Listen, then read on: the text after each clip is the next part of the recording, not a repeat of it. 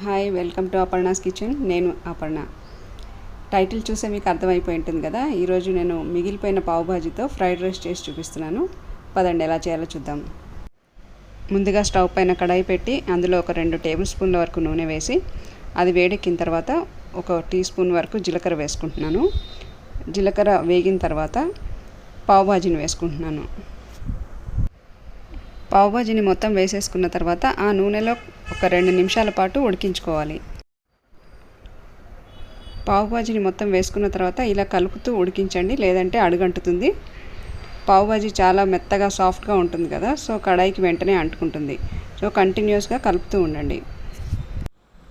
చూడండి, బాగా ఉడికిపోయి నూనె పైకి తేలింది కదా. ఇప్పుడు దీంట్లోకి సరిపడా అన్నాన్ని వేసుకోవాలి.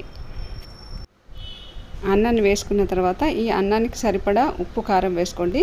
జాగ్రత్తగా వేసుకోండి, ఎందుకంటే పావు భాజీలో ఉప్పు కారం ఉంటాయి, కానీ అది అన్నానికి సరిపోదు కాబట్టి ఇంకొద్దిగా ఉప్పు కారం వేసుకోవాలి. ఇంకా దీంట్లో ఏ మసాలాలు కూడా వేసుకునే పని లేదండి, ఎందుకంటే పావు భాజీలో మనం అన్నీ వేసుకుంటాం కదా. బాయిల్డ్ వెజిటేబుల్స్ ఉంటాయి, దాంట్లో ఉప్పు కారం, పావు భాజీ మసాలా ఉంటుంది, జింజర్ గార్లిక్ పేస్ట్ ఉంటుంది. సో మనం ఏది వేసుకునే అవసరం ఉండదు, జస్ట్ ఉప్పు కారం వేసుకుంటే సరిపోతుంది. ఉప్పు కారం వేసుకున్న తర్వాత కొద్దిగా పసుపు వేసుకోండి. పసుపు వేసుకున్న తర్వాత అన్నీ కలిపి ఒక 2 నిమిషాల పాటు ఫ్రై చేసుకోండి.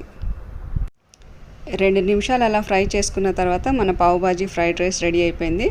చివరిగా కాస్త సన్నగా కత్తిరించుకున్న కొత్తిమీరను వేసుకుంటే సర్వ్ చేసుకోవడానికి రెడీ. మిగిలిపోయిన పావు భాజీతో చూడండి ఎంత సింపుల్గా ఫ్రైడ్ రైస్ చేసుకోవచ్చు. రుచి కూడా చాలా బాగుంటుంది. అండ్ దీనికి కావాల్సిన పదార్థాలు కూడా చాలా తక్కువే. చూసారు కదా, పావు భాజీ అన్నం ఉంటే పైనుండి మనం ఉప్పు కారం కొద్దిగా కొత్తిమీర వేసుకుంటే సరిపోతుంది. ఇక్కడ చెప్పుకోవాల్సిన విషయం ఏమిటంటే, దీంట్లో వేసుకునే అన్నం అంత వేడిగా ఉంటే బాగుండదు. సో మధ్యాహ్నం అన్నం వండుకొని సాయంత్రం ఇచ్చేసుకుంటే బాగుంటుంది. లేదంటే ఈ ఫ్రైడ్ రైస్ చేసుకునే ఒక 2 అవర్స్ బిఫోర్ అన్నం వండి పెట్టుకోండి, అప్పుడు చాలా బాగా వస్తుంది పొడి పొడిగా. ఓకేనండి, మరి మీకు ఈ రెసిపీ నచ్చితే మర్చిపోకుండా లైక్ బటన్ ప్రెస్ చేస్తారని కోరుకుంటూ ఇంకా సెలవు తీసుకుంటాను.